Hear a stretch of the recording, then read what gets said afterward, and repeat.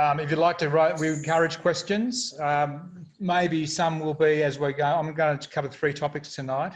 So some of the topics will be answered in the future, but yeah, we've got some experts here on hand. This is the broad outline is tonight, so we've got a few announcements. I'm going to talk about swarms and swarm preventions and finish off a bit about cutouts. We'll have our regular Ask a Beekeeper and some general meeting, and we hope to finish about 9 o'clock or so. All right, so my talk today, I'm sorry, I need to explain that Scott Deno's an apology, a late apology, so I've whipped this up this week. So my apology, if it's not quite as professional as our usual video type presentation, but that's all right. Can I recommend this resource, the AgriFutures Australian Beekeeping Guide? It's brilliant. There are a lot of good resources out there, and this is one of them. It's a free PDF download, and you can also buy the printed version online as well. So swarms, the first topic is swarms, and what are swarms? Swarms are a natural occurrence. In the wild, swarms are how bees spread out around the world. It happens when bees outgrow their hives as they become congested, especially this time of year when we have lots of pollen with little nectar. So from capeweed, from canola, that sort of thing. It stimulates a lot of breeding. The old queens moves out with about half the bees and they stop with honey.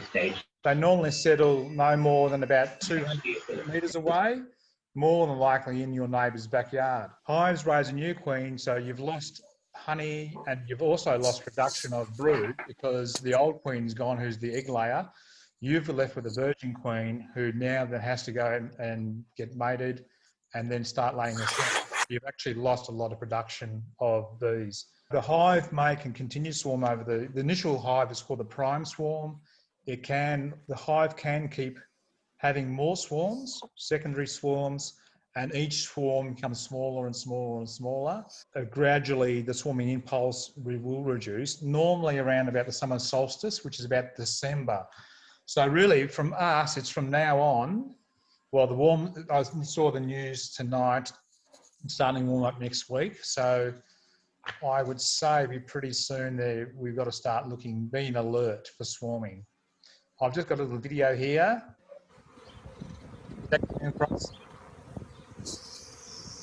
Swarm forming in the wind.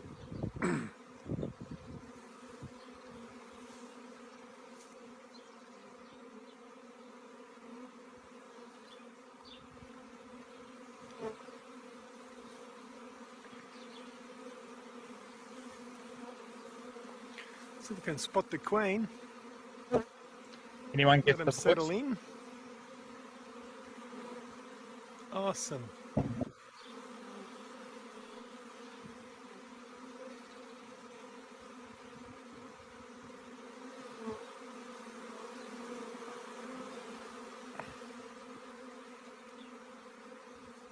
All right.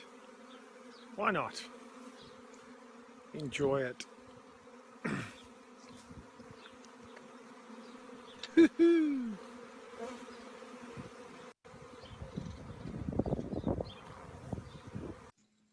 Peter, you there? Any comments about that?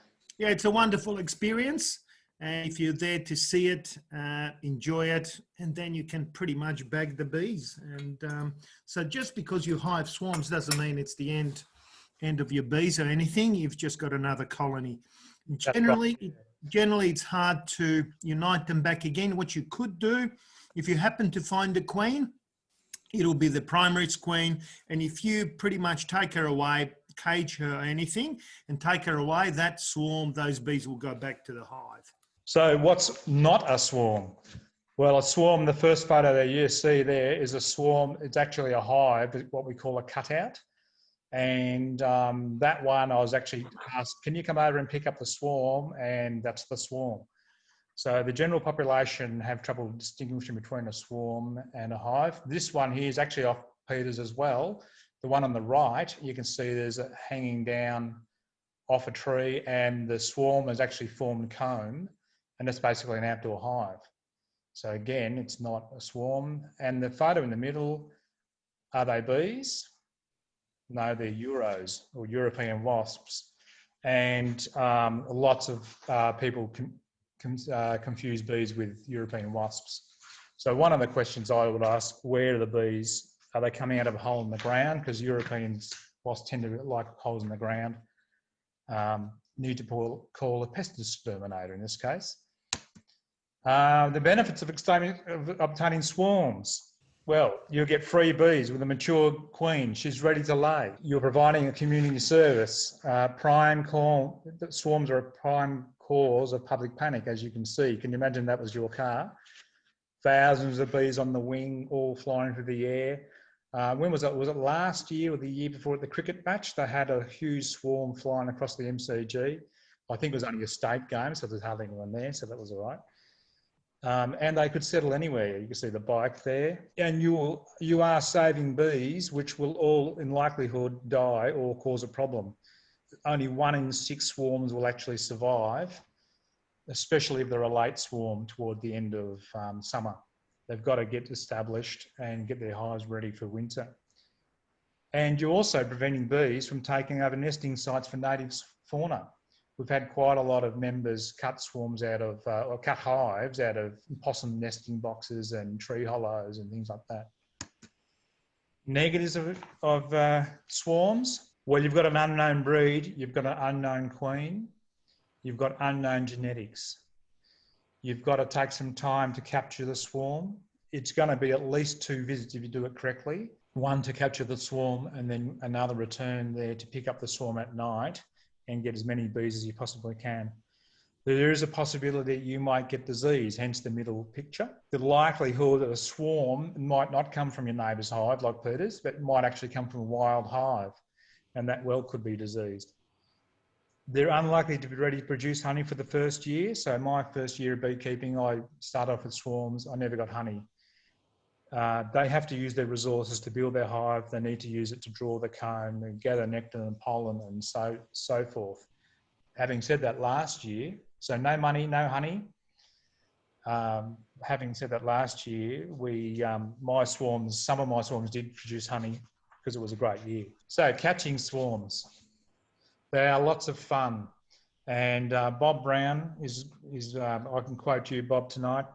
It's every beekeeper's initiation or rite of passage to collect a swarm.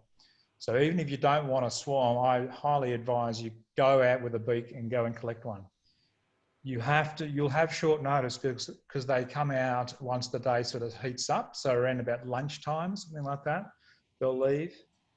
But they might be hanging around for a while, maybe later that day, but more likely they'll hang for a couple of days. So, and the benefits, you'll see bees in a different mode or a different sort of light. My first swarm was, I went out with Scott Deno and he caught the swarm. There was a massive one in my neighbour's house, about 1 metre long.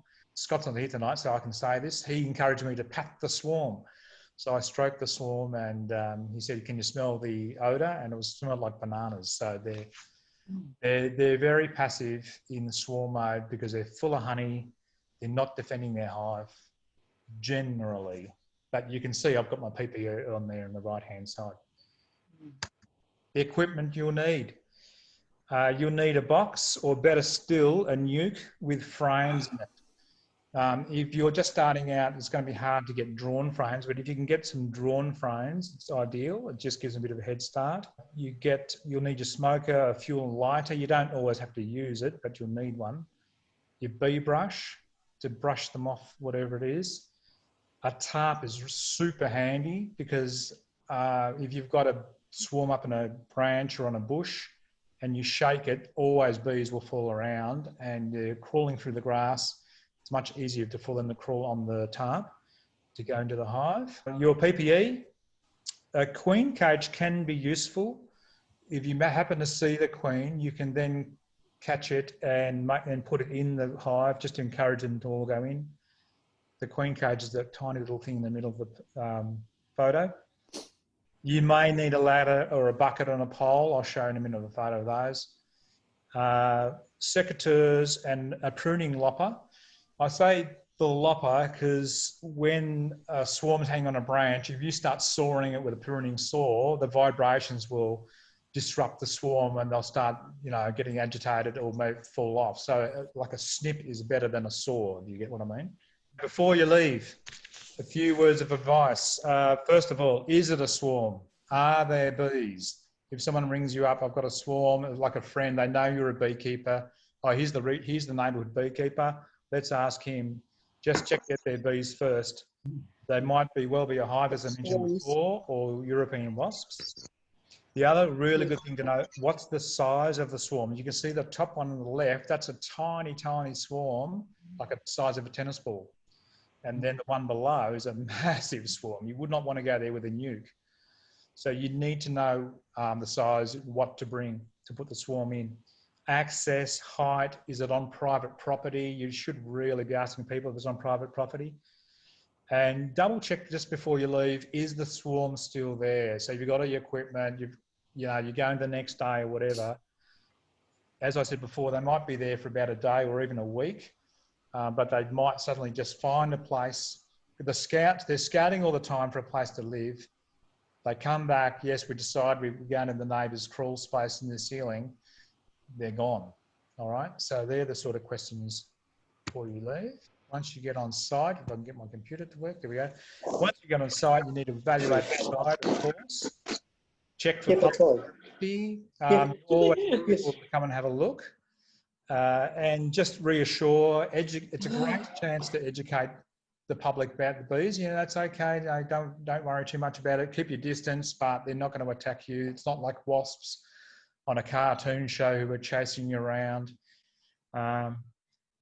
Take some frames out. So what I normally do with the nuke, I'll have, say, 5 frames in there. I'll take some frames out to create a space.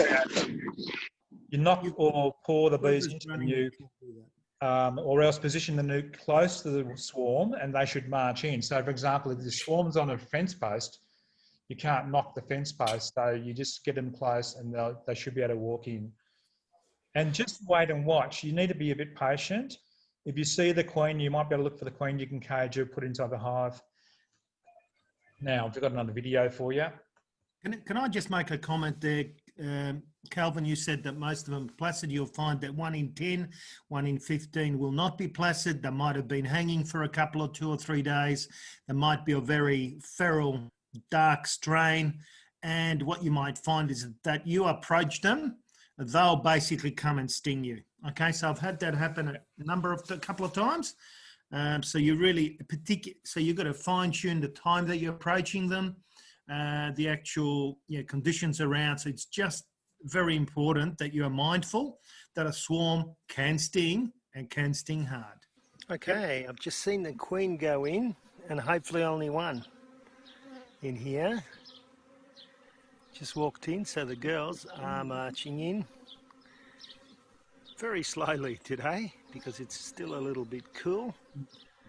But because the queen's gone in, we can just pretty much lock the lid and just go on with the other beekeeping activities today. This was the second after making some frames, but as you can see, they're absolutely going in. And that's the hole. There we go. That's the hole they're going in. Got to give them a bit of room. It's a decent one, but yeah, they're going in. They're fanning. So yeah, it's a bit of a rush. When you're getting a swarm in, it's been my experience that people say the bees follow the queen. No, they don't. Basically have found queens to be in the last 10% of bees that do walk in a number of times. And a queen might go in and then she might pop out. And then she might go in again. So, yeah, there's different things that can happen. Calvin, one thing that I found really handy taking to collecting a swarm was a bottle of water. Did you talk about that? No, I didn't. Because the picture on the right, one of my first swarms was just like that. And I shook the apple tree and it all fell in, and then I had the tarp out and they all walked, but the bees, a whole heap of bees kept going back to those branches because I believe there are pheromones still on the tree. Yes. So had I had a bottle of water to spray it, Yeah. I would have diluted that and made it them go in much quicker. So that's what I have with me now as well. Okay, Or, yeah. And or smoke good, might be some handy of with your that one best too. perfume. Sorry. Thanks for that. Yep. Use some of your best perfume on the branch. I generally, if it's a small one, cut it off and throw it away. I think maybe cut Old the branch Spice, off. we could use that up. That's right. Now, bringing it home. So ideally, you want to leave the hive there till the evening so as to catch all the scouts. And as Jude said, a lot of them will come back to that branch where the smell was or where there's a bit of wax. But they'll eventually work out that the hive is now on the ground, and the bees will be fanning to encourage them to come in there. You can see that I've got that box, the hive, in your compost bin, and they're sort of going in there. Sometimes they won't. So that with that particular one, I think, because it was a bit far away, that night they actually went out of that hive back into the compost bin. So, you can't control bees. You can control them only so far. Then you've got to bring it back to where you're going to leave them for some weeks. So decide before you collect a swarm where you're going to keep it. The bees will then scout out and need to forage and build resources from that site. So you've got to give them a chance. If you're going to transfer, so you've caught them in, say, a cardboard box, and you're going to transfer them up to another box, to a hive, leave it till the next morning. Don't try to inspect them or feed them for a while. They may well leave the hive, and just be aware. For example, that big hive that I caught with Scott was a massive swarm. He took it back to his house, and they just left. They have what they call absconded. There's nothing you can do. Sometimes they're just in swarming mode and they're not happy. If you want to requeen, wait till the swarm queen is actually actively laying and the hive is settled, probably around about at least 3 weeks before you decide about requeening, which gives you time then to go and order a queen. And I've got a picture of the Peter's apiary, I think it is, Peter. So position away from your apiary for at least 3 months. Don't whack it in the middle there, because then you need to be assured that that swarm is disease-free. And to do that, it needs to build brood. They need to make brood so you can see if there's any disease in the brood. All right, now I'm going to talk about swarm prevention next, but has anyone got questions just about swarm collections and swarms in general? Not prevention. I'll have one there, Kelvin. Yeah. When you are swarm collecting, people will get slightly confused around bees that are really going for a tree that's got flowers with a swarm. So you really need to ask them about that question about how big is the ball. Yeah. I had one last year where people were worried there was a swarm, and I went and had a look, and it was just the bees just hitting a active, a flowering plant. Yes. Yeah, you're right, Aaron. And my neighbour had that same thing, and also someone asked me, well, where I work. I said, oh, there's a swarm in our bush, and it was just the bush. The bees were just going crazy over the bush, over the nectar. Yeah, good point. One thing that I was aware of, that when you go to do a swarm collection and they've already started building wax, it's no longer a swarm, it's a hive apparently. And I didn't have empty frames with me with rubber bands. So once they've started making wax last year, I think I wasted a bit of wax. And I could have, had I been properly equipped with empty frames and rubber bands, I could have put it in there, and it would have been a better collection. Yeah. And when I was out with Peter collecting a swarm from a rubbish bin, a hive from a rubbish bin, I was just aware that, of course, you had to place the cells of the wax the right way up and all that sort of thing. It was a real learning experience. Yeah. I'll talk a bit about cutouts last, so we can... Yeah. Jane, did you have something? No. No. All right. Anyone else before we move on? So the key takeaways, correct me if I'm wrong, really start thinking about swarming from now for your own hives. Last year, because we had such a good year, and I wasn't used to good year, I've always had potty years, a lot of my hives swarmed, and So swarm prevention. So I recommend you reread the latest article in the news. Sorry, reread the article by Scott in the latest newsletter. You must take efforts to prevent swarming as a beekeeper and keep records that you have according to the code of practice. So Scott talks about if a neighbour has a swarm in their tree and I don't know, somehow they get bitten or something, they'll come knocking on your door and you say, well, they're not my bees. You got records to prove that you've been checking your bees regularly if it happens to go down that path. It's critical to inspect your hives at a minimum every 7 to 10 days. So I've got the honeybee life cycle in the middle there, and that's the life cycle of the queen that you want to look at. So after about 10 days, 7 to 10 days, once they've capped that, see that it says capped under the queen at day 9, that's the danger sign when most of them will start swarming.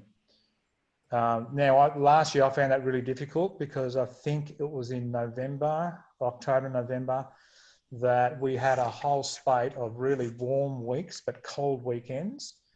And I was working, time I got home at 6 o'clock, it was really difficult to get into the hive and the weekends were cold. So that's why I ended up having quite a lot swarming.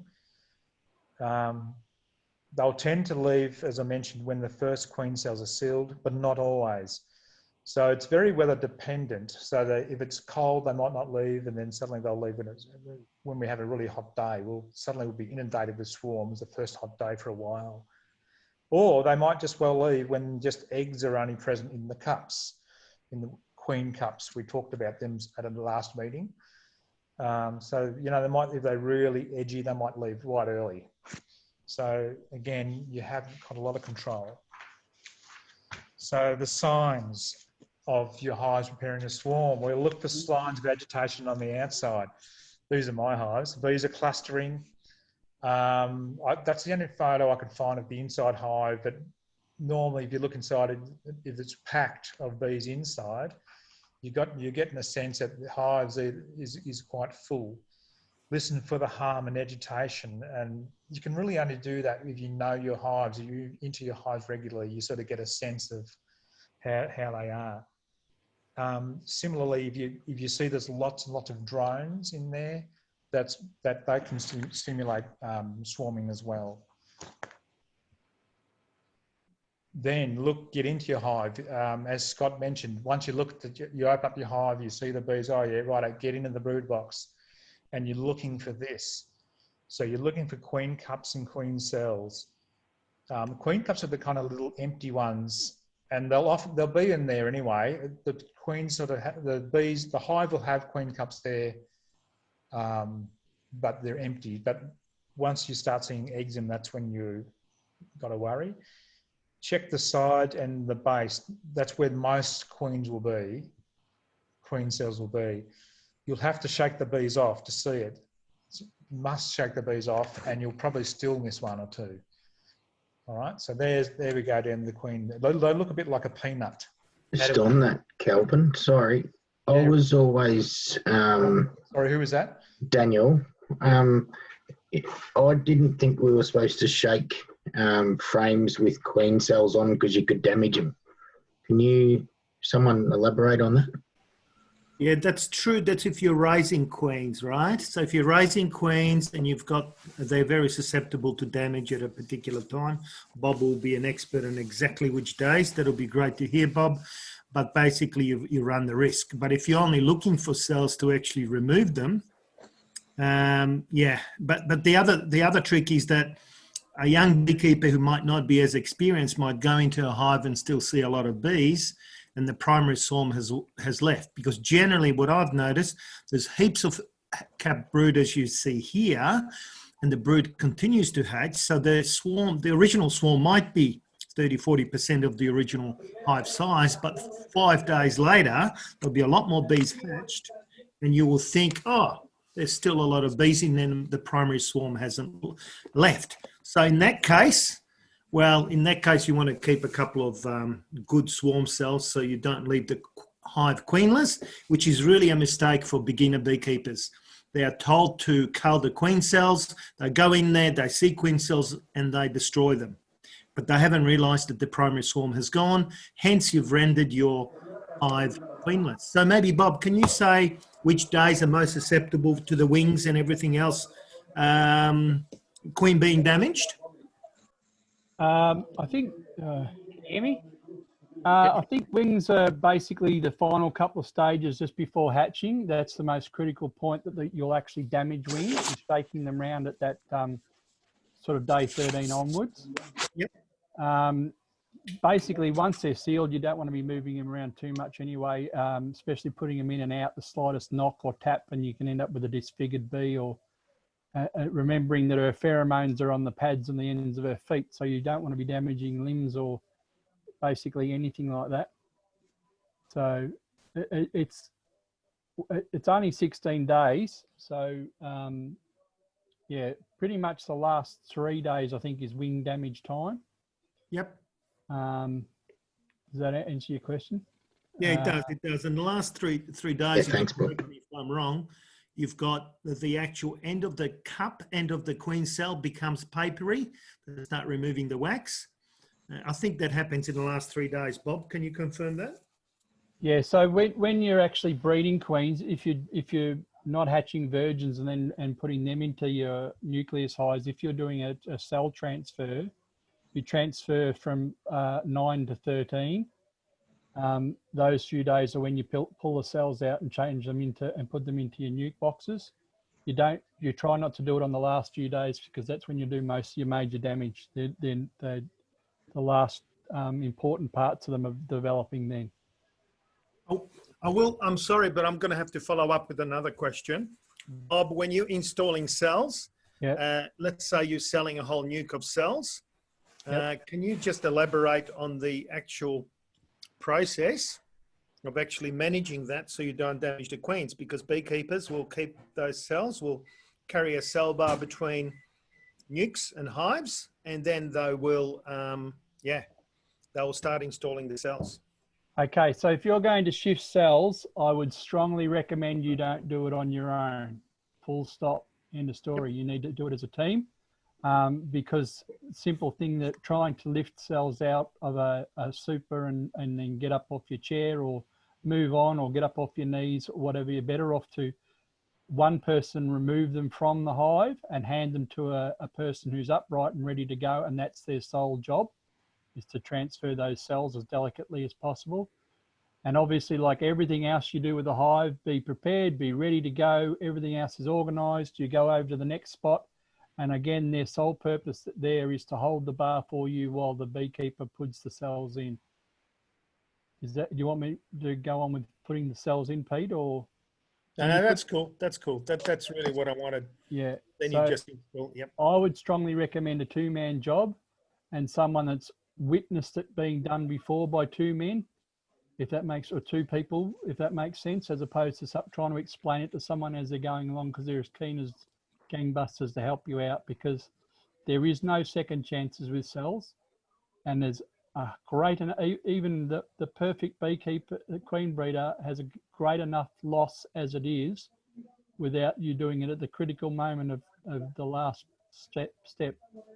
I've actually reached the point now where I find it, for many, many years, everyone said it's very hard to introduce a virgin as opposed to a laying queen. I've actually am now hatching them in a roller cage in the cell builder, and then introducing them as virgins. So that way I know how many hives to split. I'm not splitting them days in advance. Because I'm doing it to scale, and I'm not doing it with hundreds of thousands of options where I can factor in a percentage of a critical loss. I'm doing it where I hatch the virgin, put her into a cage with attendants. She's got the plug that she can eat while she's in there. If there's any delay, if the numbers aren't great, to let her out in a hurry. And I'm finding in the last couple of seasons a much better success rate doing that than doing cells. That's awesome. Especially Because down I'll here be doing some this year. So Yeah. I'll try that as well. Especially down along the coast, because you can have 5 seasons in one day down here. and you know you can get out. And by the time you got your kit on and got the lid off and everything like that, it's perfect to transport the cells. But then if you have any delay and you're going from there to the nuke, the chill factor is another critical issue when it comes to transferring cells. You've got to be really aware and tuned into your elements just as much as the bees at that time. Does that answer everybody's Thanks for sharing, mate. Yeah, no worries. Thanks, Bob. So how do we prevent swarms? Probably the best way is to split your hive. So you've got to take out your frames of brood and nurse bees. Your hive must be strong, and you need to have another queen. And that's not early to get, not easy to get early in the season. I guess you could allow them to raise their own queen if there's no queens around. Ideally, you'd move then the split to another area, so to stop the bees going back to the original hive. It does provide a good opportunity to replace, to start off with a nice fresh queen. And I recommend marking the queen. I had a go last year, and that's the photo down the bottom there. And you can then merge your split back later in the season. So, for example, if you don't want to have too many hives, you can merge the original hive back in the season, eliminating the non-preferred queen. So there's, on the right-hand side, is a merge of 2 hives. Sorry, Calvin, can I just ask how you merge them back if they've each got a queen? There's 2 ways. You either got to find one of the queens, the queen that you don't want, and give the old, squish. Yep. Or you can let them fight it out too. They're the 2 ways I know. Peter, do you know of any, or Bob? Don't recommend the last one. The fighting them out. Murphy's Law tells you the one girl that you want to survive won't, or she'll end up being that damaged that she's going to be no good to you anyway. Yeah. Yep. Agreed. If you can't find her, you just you're in a bee club. Find someone who can. Yeah. So that's the ideal. It's not easy though sometimes. But you don't want to tamper with the other one. Murphy tells you it's not going to work. Yeah. So we call this an artificial swarm. So when your hives are congested and the bees have decided to swarm, it's a very strong instinct. It's very hard to stop them from swarming. So then you do a split. You can put the old queen. You can actually do an artificial swarm where you get the old queen, if you can find her, put her into a nuke with some bees, and like she's left the hive, and leave them to raise their new one. And there's also a method called the Demaree method with a Demaree board, DEMAREE. That's quite one good one to look up as well. Another way to prevent your swarm is to make more space. So put some brood frames above the queen excluder, but you've got to make sure you either find the queen or else you shake off your bees in front of the hive first to avoid getting the queen up there. Try to get the sealed brood rather than eggs above the excluder, or else the bees above the excluder might try to raise a queen. Replace with empty frames down in the brood box. So the queen now has more space to lay eggs, and it also gives the workers something to do.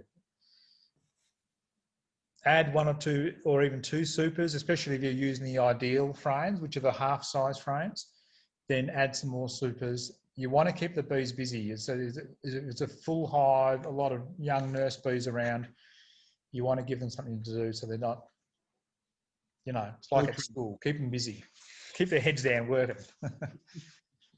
And making wax, I think one point I'd like to make here is, Calvin, it's great to have 1 or 2 just foundation sheets, because the young bees have a real desire to use their wax glands, and that's what you want to utilise. If you've got no frames to make any comb, even a worker's frame, I often put a worker's frame, which is just a strip on the top, on the side, where they can just draw comb.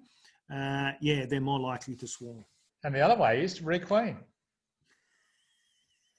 So requeening regularly with a young queen with a known breed and genetics is a really good way to prevent swarms. So young queens are more vigorous and secrete more pheromones.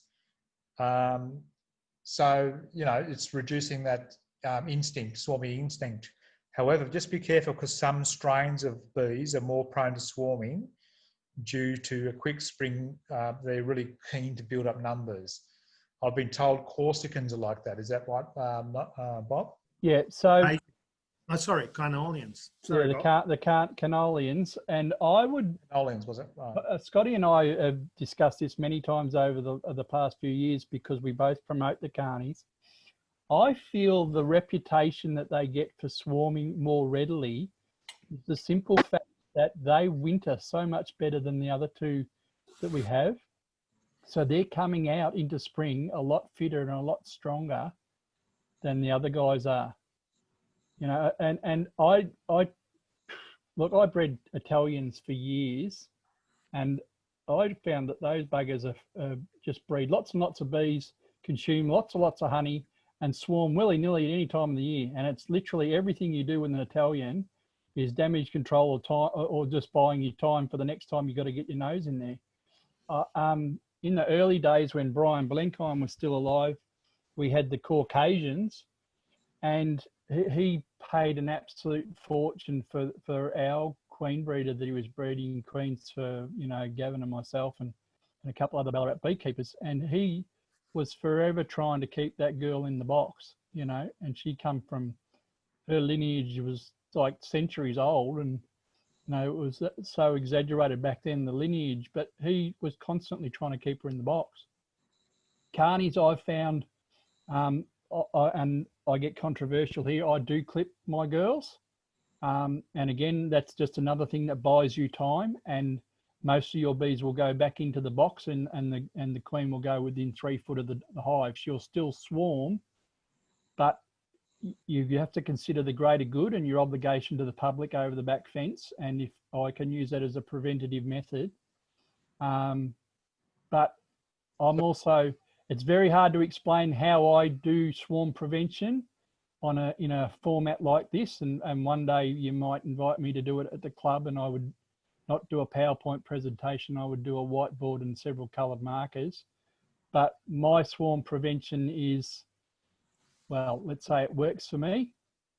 It's a little bit left field than most, and we have to give very generic answers, especially on something like this. But I don't have the swarming issues that the carnies have the reputation for, if that makes sense. Yeah, righto. When you say clip your queens, you mean you just slightly snip one of her wings, is that right? I used to clip both wings, but I clip one wing now and it just throws her out of balance. And you'll often find her, if you miss a hive, if you have the hive numbers where you just simply can't get to them every 7 to 10 days and get round them again, you'll find her generally 3 foot from the hive in the long grass. Surrounded by bees? Yeah, that they're already on. Once she's sort of still struggling to do that, you'll find most of them are already on the march back in. Yeah. Oh, good. See, what people could get very controversial, oh, the precious queen and all the rest of it. Well, at the end of the day, she's just a genetically modified, glorified worker. And what you need to realise, bottom line is, when a swarm leaves, can be up to 80 or 90% of those bees have never left the hive before. So when they go, if you can get them to pull up as close to the hive as possible, most of them are so dead keen and willing to go back in that they will start marching back in. And like Pete was saying earlier about aggression, and Jude was saying about drawing wax on the branch, you'll often find both of those with bad weather. As soon as they're stopped from that 24-hour cycle of swarming, they'll immediately start unloading some of that wax. They gorge themselves with the honey.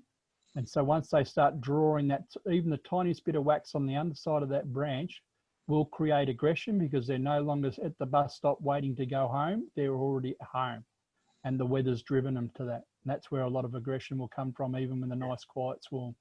Yeah, righto. You get them home, they'll be squatting.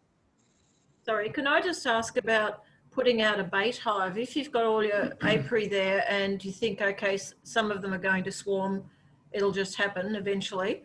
Is it a good idea to put a bait hive there for them to go to, or does that cause other problems? It's a very good idea if the likelihood that you don't get along with your neighbour and he's likely to involve the council, because then you can say that you're trying every effort to do something with them. Some bees are still absolutely hardwired to hang.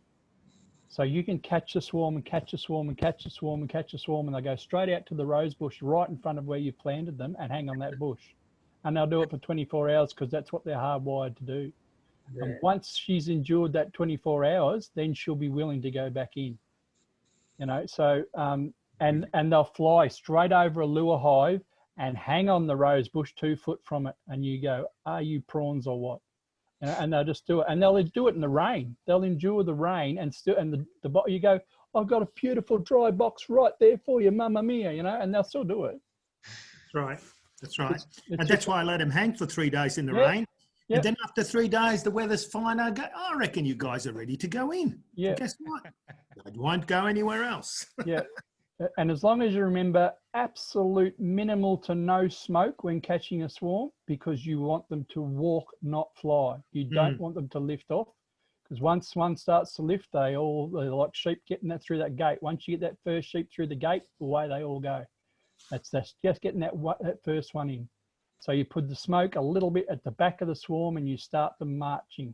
No matter how thick the grass is or how long the bush is or whatever, you want them to walk into that hive voluntarily. Otherwise, if you force them in and they weren't happy, out they'll go, and they'll rub your nose in it by doing it 2 foot from the original entrance. Okay, yeah, and that's why I recommend bringing a tarp. It Yeah. makes it a lot easier.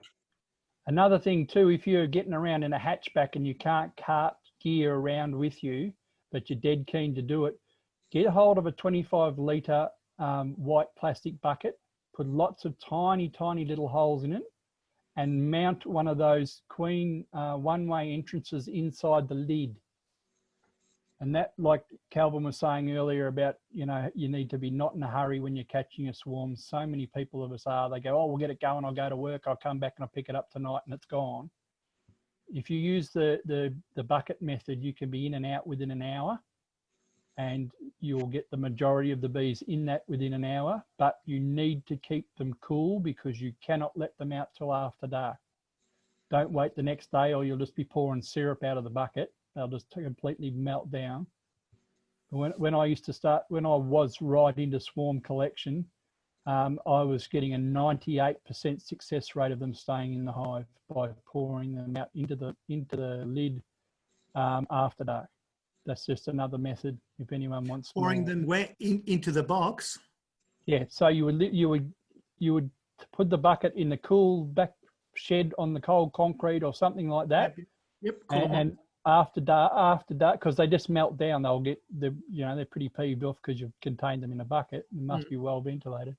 After dark, lift the lid, lift the mat, shake the majority of the bees in, put the mat down gently on top of the mat so that they'll crawl in the frames, put the lid down when the mat allows you to, and then just leave the open end of the bucket right near the entrance, and 98% of the time they will stay there because they've done it from, dawn to dusk till dawn.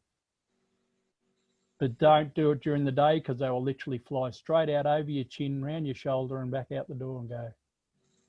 That method won't work during the day. Unless they're cool and you throw them in front in the morning. Do it in the morning when it's cool. The key thing is temperature. Like you said, Bob, if you've got them in a bucket and you've kept them, I remember here I had them in a bucket and I've had a lot of ventilation, but I got carried away at home doing stuff, silly things like washing dishes, and went out at 10:30. And it was amazing. I poured the bees into the hive, and as quickly as I poured them in, they poured out in even 40-degree wind. And I thought 40 kilometres, and I thought this is going to be interesting. This was a few years ago. And in that wind, they orientated, sat down with that. I got them in later, but yeah, it was interesting. Don't warm them up if you want to put them in. Alvin, have you got time for a very quick swarm experience? I'll just finish off this part if I can. Yeah, fine. That's why I thought I'd ask. Yeah, good. So another method of reducing, helping your stopping your swarms from hives from swarming, is to transfer nurse bees to weak hive. Now, Steve Jeffers, you found this YouTube clip. I've got the link there. Bruce White from Illawarra in New South Wales. He talks about this one. And you take a couple of frames of brood out that are covered with nurse bees and make sure the queen's not on the frames. You leave the frames outside to ensure any field bees that have left the frames that come to feed. You shake the nurse bees in front of the weak hive. They will go inside the front door of the hive for shelter and be accepted. They will then build up numbers in your weak hive and eventually mature into field bees to assist that little hive, so the one at the back there. Meanwhile, you've reduced the congestion in your strong hive, so that's less inclined to a swarm. You can also swap positions of the hive. So you put your little hive where the big one is. And so that's also will help because the field bees will return and go into the small hive rather than the big one. So it's just kind of balancing out your hive. And again, like Bob often says, when you're starting out beekeeping, always have 2 hives, not one. And this is one of the reasons. So there's a clip, there's a really good YouTube, it goes for about half an hour, so I'm not going to show it now, but there's a lovely thing. Thanks for sharing that with us, Steve. And Jude mentioned swarm traps. So that's a swarm trap or a bait hive.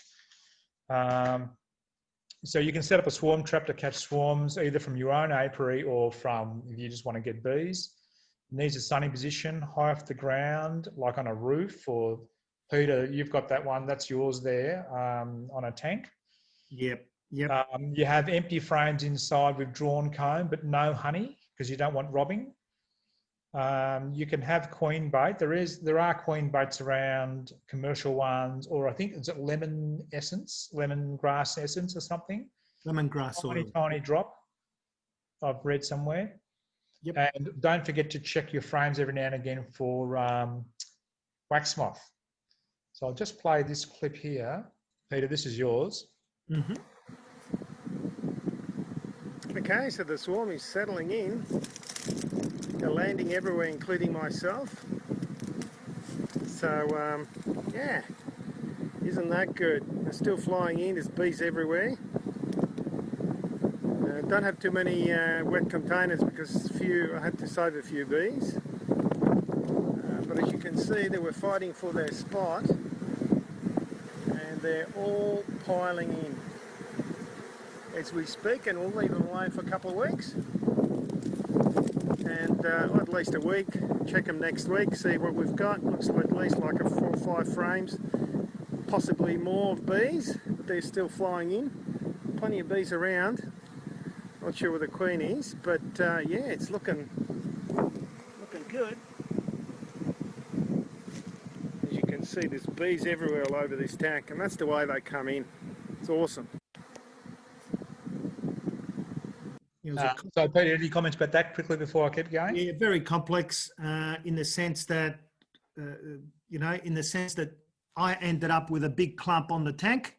A lot of the bees went inside, and I thought to myself, these guys didn't go in. And what happened was the next day, I think I basically dumped that whole swarm that was on the tank inside. But after 3 or 4 or 5 days, half of them left. So I think I had 2 queens, possibly from the one hive that came out, probably a virgin flying with the lot, and half of them left. And in the end, I think it ended up being queenless. So swarms, work that one out. That was my one. From that learning, I would have in future, if I ever had that again, I would actually put that lump that was sitting there, which was 3 or 4, probably 5 frames, because all up there would have been about 10 frames of bees that kept coming. I would have put them in a separate nuke. Because the weather, they actually swarmed just before the weather, and you could have heard the wind. Another half an hour later, the rain came and everything, and these guys were on the lump on the outside, probably with the queen. So still a mystery to me. Was that from one of your hives or the neighbours? No, it's my neighbours.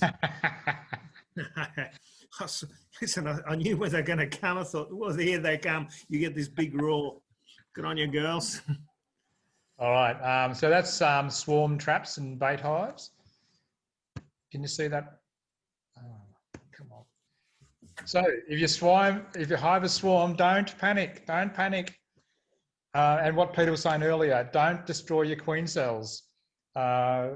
leave the two largest, go into your hive, leave some queen. I've done this. Leave a couple of queen cells there, 2 just in case that one is defective. And don't think your hive is. We get quite a lot of people asking for advice. My hive has swarmed. I need to buy a new queen. Who's got a queen for sale? You know. But the thing is, you probably do have a queen, but she's a virgin, and your queen will need to go out and do the mating flight and come back and start laying. So it might take up to 20 days. Don't assume that you are queenless just because you cannot see eggs. Can I suggest that can even take longer than 20 days? Yeah. It can take a month before you start seeing stuff. Happened to me once, whatever. Yeah. So if the bees are quiet and relaxed inside, you can't spot the virgin or mated queen, hey, just hang in there. All right, the final thing I was just going to quickly go over was cutouts. Just quickly, it's like this is quite a big subject. So there's some cutouts I've done. So it's a different scenario. So cutouts are swarms that have established themselves in a space, and anything from an upside down plant pot to a compost bin to a wall space, or in this case on the right hand side, out near your place actually, Peter, there's a farm, and he had old machinery. That's one of those road machines with the tyres. And I opened it up, and there's the swarm, the hive inside there. So it's a very different scenario than that. They take a lot of time. You need to charge, unless you're a good bait. You need to think, oh, I'm getting a free hive, but they're very time consuming. There's one I'm doing with a BVAC. So Chris Browning, who's a member of the club, lent me his BVAC. And I'm just sucking up the bees there. And there's what Jude was talking about, how you can rubber band in frames, cut them out, put them in the frames with rubber bands. The bees will then go and then sort of join them up into and make a hive, join them in, and you can take the rubber bands off. In fact, the bees will cut them off later and throw them at the front. But make sure you put it in the right way. As Jude was saying, bees actually lie on a slight angle. They build the cells. So if you put it upside down, the honey will drip out and all the rest of it. So the pros and cons. So with a cutout, you'll have an established hive with more resources than you would have with a swarm. They're lots of fun to do. Again, see if you can get onto somebody who's doing a cutout, go and help them. You're really providing a community service. Commercial beekeepers aren't interested in cutouts because they're just all the problems that can be associated, and unknown genetics, maybe disease, that sort of thing. But as hobby beekeepers, we can provide that service, and you're saving a hive from certain death. You've got surplus honey to take home often, and you'll be confronted with a variety of situations and challenges. And just to make sure you establish some sort of fee before you do the job, as well as who's going to restore the building back to what it was once it's finished. So there's a couple that I did as well. Just be careful of the electrical work. And yeah, and you can see the old comb there, the really old black comb, things like that. That's the other thing you'll get wax that you can melt down and use, which came in handy for me to coat my my frames. That's it now. That's it for this first part. We do have a swarm register with the club. Jude, you're online. Did you want to speak about it? Yes, we've got a special spot, the swarm register. If you go onto the website and register your interest, there's a few questions there to answer. It's in the members section, and it's not in one of the drop-down boxes. It's in a bit down further on the page, apply to be on the swarm register. Once I get that, I'll add you to the new messenger group, and we'll be ready, I think, to go anywhere. So if you say what your experience is and where you are, then if I get notification that there's a swarm somewhere, if the city council rings me up or Moorabool or somewhere, I'll know certain people to go to. Peter and Arthur are helping as well coordinate that, but there are probably about another 6 to 8 people registered already.